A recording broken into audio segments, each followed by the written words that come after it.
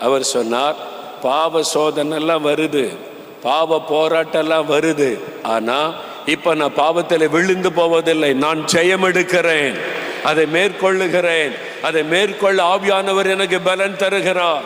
அதை ஜெயிப்பதற்கு ஆண்டவர் எனக்கு பலன் தருகிறார். பாவ சோதனைகளை மேற்கொள்ளவும் பரிசுத்தமாய் வாழவும் ஆவியானவர் எனக்கு வல்லமை தருகிறார். இதுதான் பரிசுத்தாவின் வல்லமை. அல்லேலூயா சொல்லுங்க. இந்த வல்லமை உங்களுக்கு தேவை. பரிசுத்தமாய் வாழுவதற்கான ஒரு வல்லமையை தருகிறவர் பரிசுத்த ஆவியானவர்.